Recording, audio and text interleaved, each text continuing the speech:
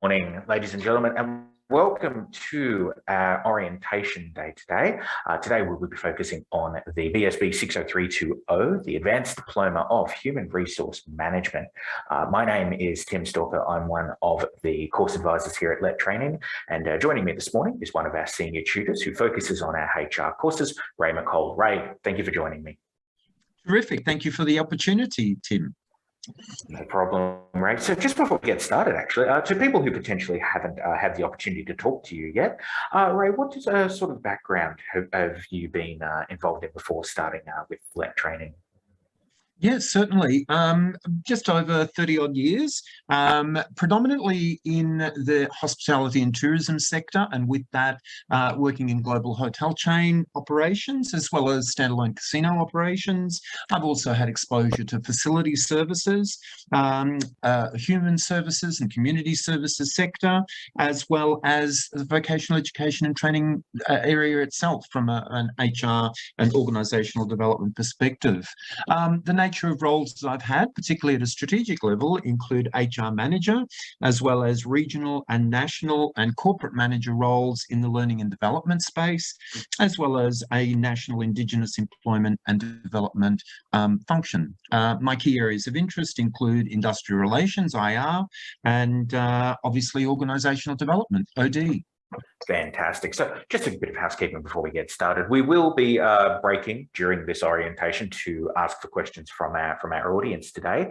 There are course advisors in chat who will be able to help you out with those questions. Alternatively, in the case of questions that require a bit more detail to their answers, what we'll do is we'll just ask you to provide your contact details and we'll get back to you after the orientation session, either by phone or by email. But as I said, feel free to ask questions. We will periodically break and answer them for you.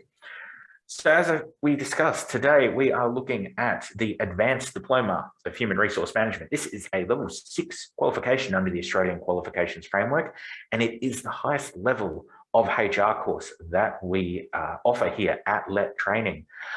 Ray, for people who have maybe previously completed a diploma level course, what's the difference in study between a diploma level unit and an advanced diploma unit? Sure, and Tim, I might answer that by, in fact, even going back to level 4 and escalate between the three. Sure. If we talk about level 4, that's what I would call functional focus. So, and I'll use recruitment as an example through all 3 levels so that it can be contextualized.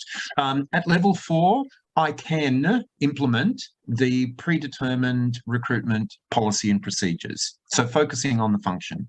Level 5 then, as a manager, I can manage the function. So I'm the one who develops the recruitment policy and procedure and trains and supports everyone in its delivery, making sure that it is fit for purpose and duly administered. So it's the management of the function. If we then move to level 6, it takes on the strategic dimension. So it's very much about high-level, whole-of-business decision-making. And if I link it to recruitment, it's strategic decision-making to ensure our recruitment practices enhance our employee brand, our status as employer of choice, and that is consistent with our, for example, strategic workforce plan. So it's very much the big picture level. Exactly.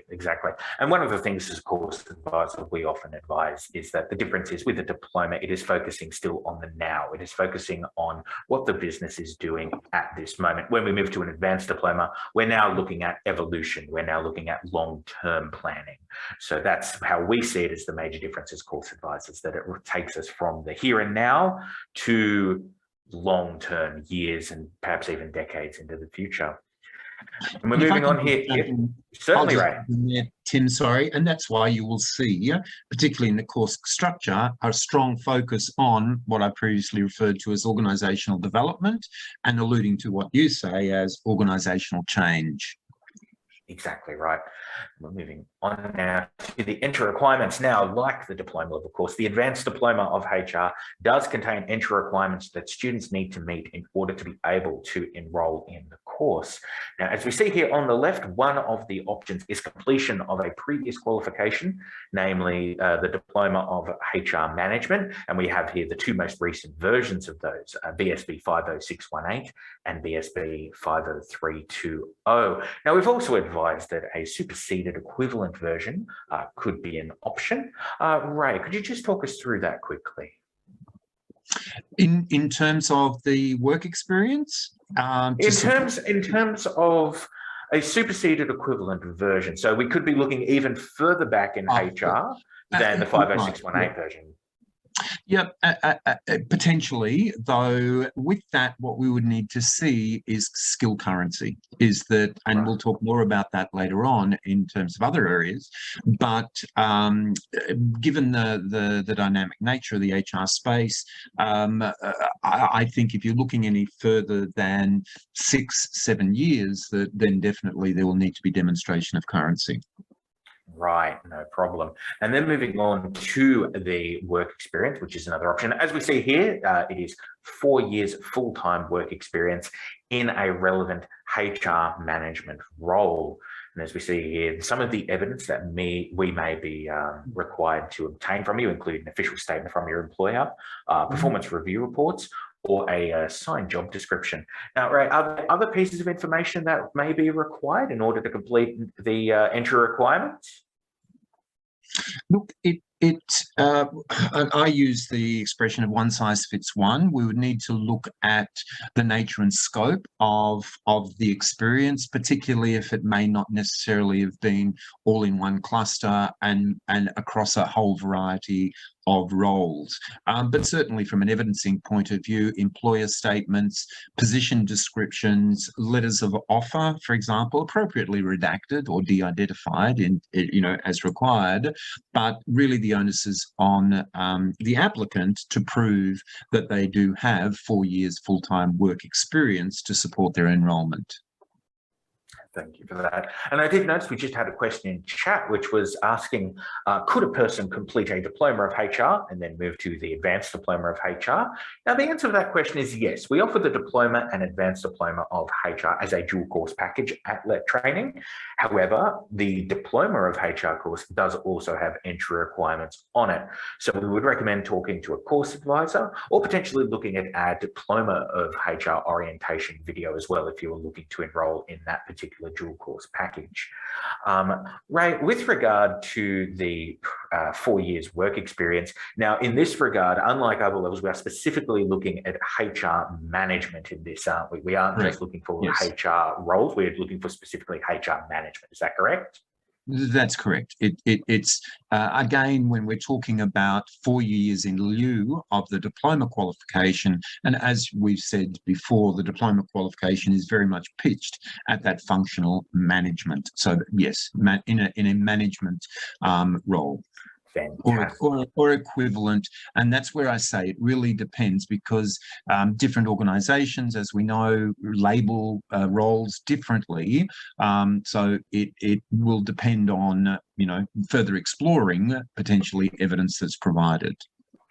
No problem. So we'll move on now to our next section, and our next section will be on career outcomes. Now, as we see here, we have some career outcomes that potentially you may be able to achieve after completing the Advanced Diploma of HR course: Human Resource Manager, Senior HR Management Business Partner, People and Culture Manager, and a Human Resource Advisor. Now, these are by no means the only avenues you'll be able to achieve after completing the course. Ray, what are some other alternative outcomes for people who finish the Advanced Diploma of HR? Yeah, sure. And before I focus on that, I'll just mention other operations. And again, it's very, business dependent, but in substitute of the title leader, a manager, it may be head of, for example, people and culture, or human resource director, for example. So that terminology may differ from operation to operation. That said, that this qualification is also very much pitched at a person perhaps in a generalist role, someone, and I think of the person who is running their own business, certainly may be a valid qualification given the core responsibilities, not only in terms of strategic growth and development, but the legal responsibilities sitting around people management in the Australian context. So I would think it outside of the discipline of HR as well, that it has that generalist application. It may be someone at an operations manager level who is responsible for numerous business units, who again has, you know, a substantial workforce that they are responsible for. So I think within the business and leadership sector as well, it has use and validity. Absolutely. Now, one question we get asked quite a bit as course advisors is about further study. And we do offer other advanced diplomas at that training. We offer the Advanced Diploma of Business and the Advanced Diploma of Leadership and Management. So if people are looking to get the most skills out of their study, they could certainly have a look at potentially doing a dual advanced diploma with us. We've also been asked quite a bit whether the advanced diploma does meet the requirements for higher level study. Now, as a nationally recognised course, the answer would be yes. However, we always advise that you speak to any particular institute or campus that you are looking to do your further study through, and they'll be able to advise you potentially of how much of their course will be met by completing this course. We can't give any guarantees because all of their requirements change from institute to institute. And we'll just take a moment here and just see if there are any questions in chat that we can help with.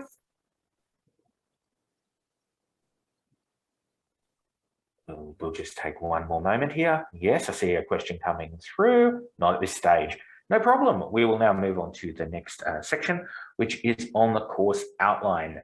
Now, as we see here, there is a 12-month enrolment term, and we have here 10 units, or as we see here, we've broken them down into skills for the purposes of our orientation today, and we've divided them up into a set of functional skills and a set of professional skills. Now, Ray, with regard to advanced diploma, we'll have a look at these skills. What would you say is the benefit potentially of these professional skills that we've got over here on the right as they line up with the functional skills over there on the left? Absolutely. You'll see of the four that they are what I'd call generic or transferable: leadership, risk management, innovation, continuous improvement, and work health and safety management.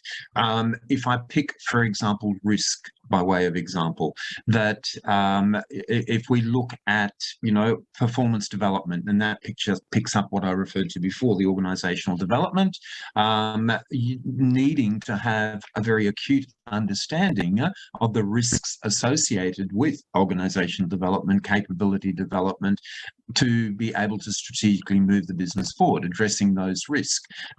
In terms of that organizational change, it's all about continuous improvement and innovation. And in organizational change, it's all about providing the appropriate leadership to move the business forward, into which communication is an integral aspect. So again, without going into minute detail, those professional skills have applicability as the foundation for all of the functional areas that a practitioner would be involved in.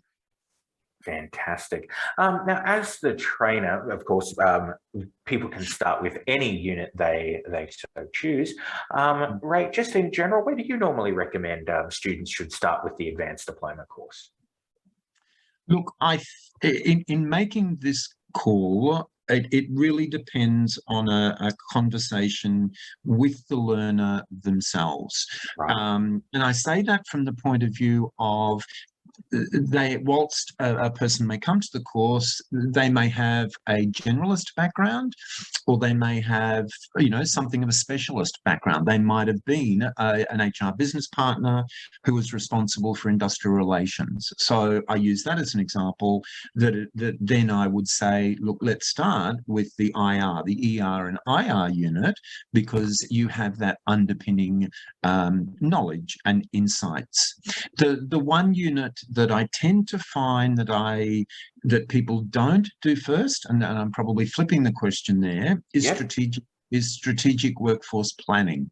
That's an area that over the recent past, and when I say that, last decade or so, which it is something that has gained prominence, but it is certainly a skill that needs insights into what it covers, and then being able to apply all of the appropriate supply and demand calculations and so forth. So I tend to, unless the candidate themselves has been actively involved in strategic workforce planning, I tend to say leave that till towards the end, because by that stage you will have, worked through the complex problem solving which underpins it, because it's complex problem solving. It's about preempting and forecasting and having right people with the right skills in the right place at the right time.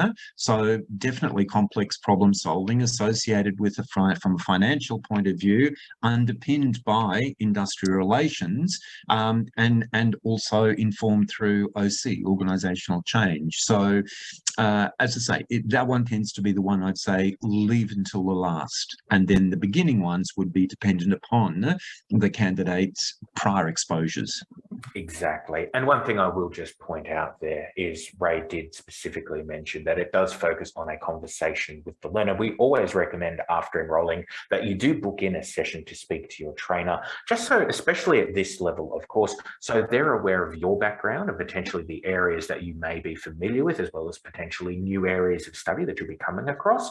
We always recommend for people enrolling in this course, they do find the time to book in that session and speak to their trainer over the phone or over Zoom, whichever they prefer. And we'll just move on now to the next section, which is on the learning facilitation model. Now, as we've previously said, the course is 12 months long. It is a 100% online self-paced course. So that means there are no set amount of hours for each unit. You simply go through the course at your own pace. You can access it from anywhere, so provided you have reliable internet access, as well as access to a desktop or laptop computer. Now, you can also combine this with other courses. As I've said previously, we do have advanced diplomas that you may be interested in looking at as well. Webinars is another section that we have here. We do have scheduled webinars quite often, where our trainers will go through various sections of sometimes assessment tasks and sometimes of the course material itself. Now, Ray, you are quite active with the HR webinars. What are some of the webinars involving the advanced diploma course that we've recently been undertaking?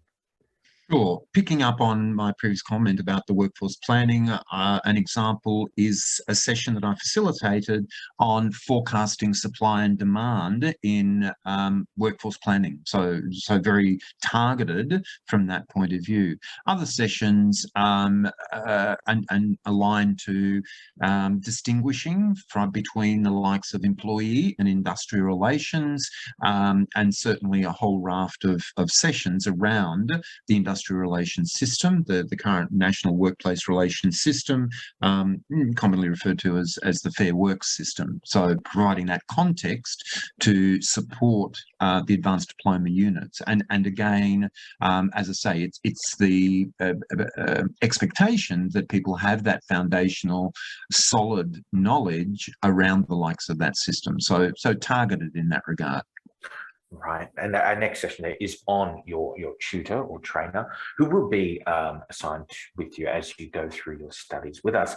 Now, you can contact your tutor by phone, and those sessions are normally booked in a couple of days in advance, and your trainer will contact you for a 30-minute session. Alternatively, if it is a very quick question and your tutor is available, we will put you through to speak to them as best we can. But of course, sometimes tutors are busy. You can also email your questions to your tutor, and we do recommend most students email their questions through to the tutor. All emails are responded to within 1 business day. You can also book in support sessions done over the phone, or there can be a couple of sessions done over Zoom for each unit. Now, these support sessions do not incur any additional fees.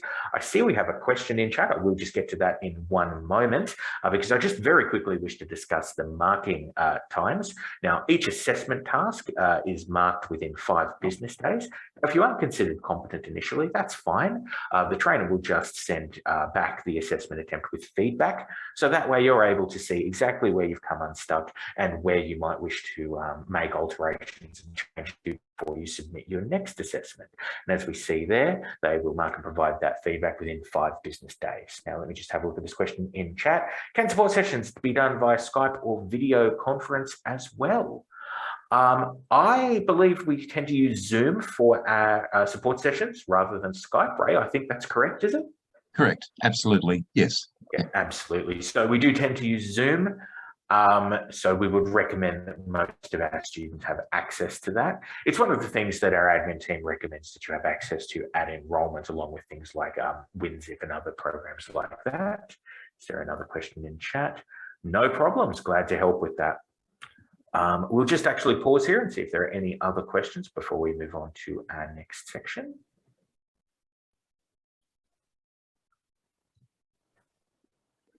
How many, okay, Ray, here's a question for you. The person in chat is wondering how many units have an interactive activity in this course? I believe they would be referring to the practical assessment tasks.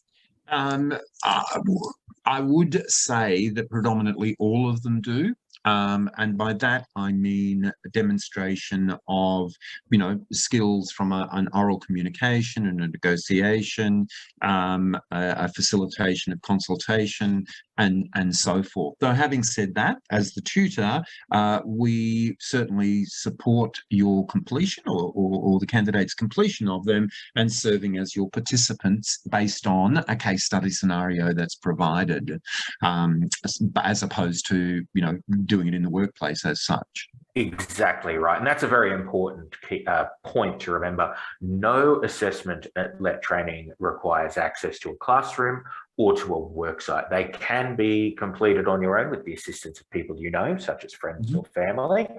Alternatively, you are able to complete them with the assistance of your tutor. So that's a very important thing to keep in mind. You do not need access to your work site to complete the assessment tasks. And if I just jump in there, Tim, and certainly, as you've said, the opportunity to complete those activities with families and friends or participants, work colleagues at your end. However, particularly the nature and scope of pre-information at the advanced diploma level, I certainly encourage doing them with your assessor. And that's purely from the point of view of the time it may take to bring your participant up to speed with the nature and scope of information they have to contribute.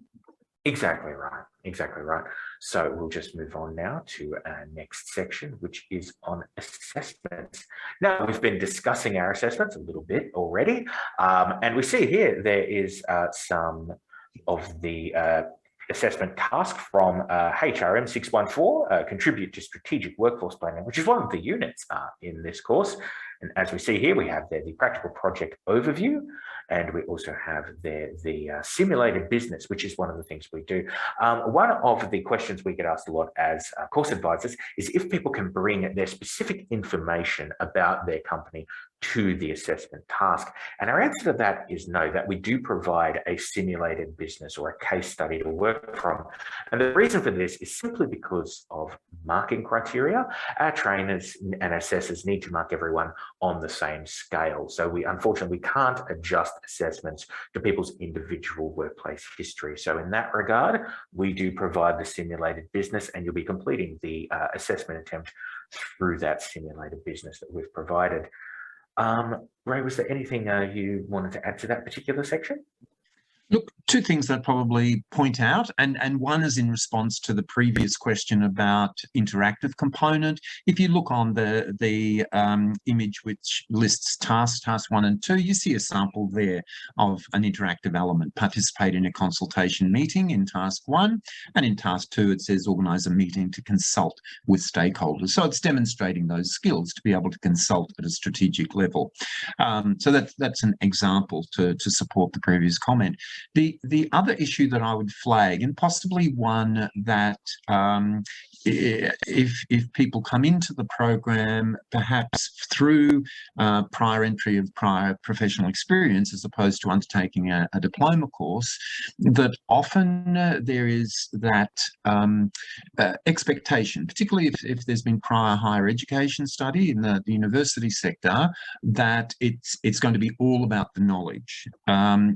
Yes, there is a knowledge-based component to the assessment task, but as I think is sort of being made clear as we talk, that there is also the requirement to complete the practical dimension, and the demonstration of the skills is critical to the outcome. Fantastic. Thanks for that, Ray. We'll just now move on to our next section, which is on credit transfers and RPL. Now, this is a question we get asked quite a bit, especially for people who are looking to move into the advanced diploma courses, about potentially their previous study or their previous work history being able to count as assessments or the ability to complete the units through them. So, Ray, we'll just go through credit transfers first. What is the difference between a credit transfer as opposed to recognition of prior learning? Right. Credit transfer is where, as the word credit would indicate, where we are acknowledging a prior completion of a vocational unit in line with the qualification requirements. So it's taking a unit of competency that the candidate has achieved competency in through another registered training organisation, and on the basis that it is acceptable into, in this case, the advanced diploma, we can automatically recognise it. So it's apples for apples in terms of the transfer. I do emphasise the VET requirement, that working within the VET quality framework, it's credit of a pre-existing vocational outcome. Often there are people who have, perhaps as I've alluded to before, worked or studied in the higher education sector seeking credit transfer. The credit transfer system doesn't allow for that. We could entertain consideration through the recognition of prior learning, but credit transfer is specifically prior achievements within the VET system. Recognition of prior learning, by contrast, is evidence-based. So the candidate needs to prove through evidence that they have acquired the skill that relates to the unit of competency through past experience or other informal and or formal learning, the likes of higher education. With that, it is quite an extensive process that and I speak for myself in facilitating, I always, my goal is to make it as user-friendly with the candidate and very consultative to be able to drill down on evidence. But it's very much a case of aligning the evidence of the candidate with the unit requirement. So as an assessor, we need to be satisfied that the evidence substantiates that the person does have the skills that are dictated by the unit. Right, fantastic. And as we've said, for both of these assessments, evidence is required. So in terms of a credit transfer, what we would need is the transcripts from your previous study to be able to confirm those units. And with RPL, as Ray has discussed, we would need workplace-based evidence. So what are some of the pieces of evidence that we would normally ask for in terms of an RPL assessment, Ray? Sure. And again, before I answer that, the other thing that is acceptable for credit transfer is a full, and I emphasize full authenticated VET transcript, which is now available to you through the Office of the Student Identifiers Registrar. You will be familiar with the unique student identifier, and through that system there is available a transcript for completions since 2016 onwards. Going to your question about RPL, and I'll pick on the workforce planning unit. So if you're applying for RPL for workforce planning, we'd be looking at samples of or the workforce plan, the strategic workforce plan that you've generated for the business, and that would be, you know, samples of the original draft through various incarnations with track changes based on consultations, and then the implemented version supported by examples of meeting minutes and meeting agendas where you've presented the workforce plan through to appropriate, you know, stakeholders, executive team members or board members. It would include samples of all of your research where you've undertaken, for example, gathering information from the Australian Bureau of Statistics in terms of future trends and past trends in the labour market. It would possibly include implementation documentation where you've written reports based around implementation of the strategic workforce plan, a year 1, year 2 review. So all of those sorts of things that demonstrate your active involvement in undertaking and deploying a strategic workforce planning process. Fantastic. Now, with regard to the assessments, both the credit transfer assessment and an RPL assessment can be initiated prior to enrolment. In the case of the credit transfer, it can be completed prior to enrolment. All we would need to do is take a look at your transcript, and our senior trainers and tutors would be able to make their determinations based on them. In the event of an RPL assessment, that can be commenced prior to enrolment, we would recommend you book in for a phone session with one of our senior tutors, and you would discuss with them your work history. Bits of information such as resume or job description would be great just as a starting point, and that would be able to give you some potential ideas on where there could be RPL in the course. Now, after enrolment, your trainer would carry on this assessment, and they would then be able to provide you with the specific pieces of information, as Ray just discussed, that you would need to obtain in order to have this RPL assessment created. Now, for a credit transfer, there is no fees. For an RPL assessment, fees do apply when you submit your evidence for assessment. Your initial consultation does not incur any fees either. And we'll just stop for a moment there, as that was a pretty big topic, and we'll just see if there are any other quick questions in chat before we move on. Yes, I believe we have one here. Okay, doesn't look like we have any questions, so we can move on to our next section, which is on support services. Now, we've been discussing support services after enrolment, but also prior to enrolment. If you do have any questions, we are able to help you out. As we see here, you can contact us at 0296333929. Our office is available Monday to Friday, 9 to 5, which is Sydney time. You can submit any inquiries regarding the Advanced Diploma of HR or any other questions to enquire@lettraining.com.au. We also have Facebook groups available, and they are broken down into Certificate 4, Diploma and Advanced Diploma, and this way other students can get around each other and motivate and support each other. We also have our course advisors monitoring those particular questions, those particular groups, so if you do have any questions on Facebook, you can always ask them on there and they'll be happy to help you out as well. Now, we'll just move on briefly to payment plans. Now, if you were interested in enrolling in the course, we do offer multiple payment plans for each course. As we see here, we have weekly, fortnightly and monthly installments, as well as 2 options of 50% and then 50% in 30 days, as well as 50% upfront and 50% in 60 days. Now, all of these do incur an admin fee, but the admin fees are highlighted on all of the enrolment forms, as well as the course information packs that have been previously sent to you by email. Now, we are also able to customize a payment plan. Please feel free to talk to our course advisors about this, and they may be able to change either the number of installments or the amount being paid per week.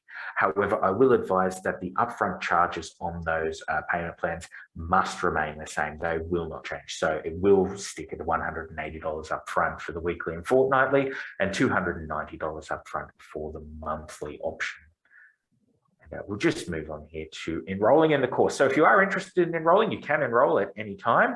There are three options. You can enroll via our website, and the web address there specifically for the Advanced Diploma of HR is there. I just see we have a question in chat. I will just get to that in one moment. The Enroll Now button is in this section here. As you can see, we have taken from our website. You are looking for the nationally recognised training logo, and then underneath that is the button that says Enroll Now. We'll just take that question now. I am ready to enroll. My work is paying. Do you offer invoice options? We certainly do offer invoice options. Please contact our course advisors either by phone or by email. The phone number is listed here and the email address listed here. Our course advisors will need to take a couple of pieces of information, such as name and address of the company, as well as anyone we are attentioning the invoice to specifically, but we can get the invoice created for you and sent to you before close of business the same day. Ordinarily, it's within around 30 minutes. We'll just move on now to phone. If you are interested in enrolling over the phone, you can contact the number here, 0296333929, and they will respond to that and help you enroll over the phone. Finally, you can submit your enrolment forms to enquire@lettraining.com.au. Your enrolment form is one of the attachments to the course information packs that you've received by email. As with the previous two options, telephone and online, your enrolment is processed within one business day. That includes any upfront payments. As soon as this processing is completed, you will receive your login details as well as trainer's contact information and some information on how to get started by email. We'll just move on now to questions. If there are any other questions from our audience, feel free to ask them now. We'll take a moment here. We will just wait a moment and see if any other questions come up through chat. Okay, it doesn't look like chat has any questions. So if that is the case, we will move on to wrapping up today's orientation. So as I said, today's orientation was focusing on the Advanced Diploma of Human Resource Management, which is BSB60320. I'd like to thank Ray for stopping by and having a bit of a talk with us today about it. Thanks, Ray. My pleasure, Tim. And as always, I look forward to welcoming new learners to LET Training and certainly supporting their journey through the Advanced Diploma in HRM program. Fantastic. And if anyone in the chat does have any further questions, you can contact the course advisors at the email address here, by a phone number here, or you can always contact us at Facebook at Let Training 1. My name is Tim Stalker. I am one of the course advisors here at Let Training. This has been the orientation for the Advanced Diploma of HR Management, and I will close the orientation here. Thanks a lot for your attendance, and have a great day. Better than the diploma. Good.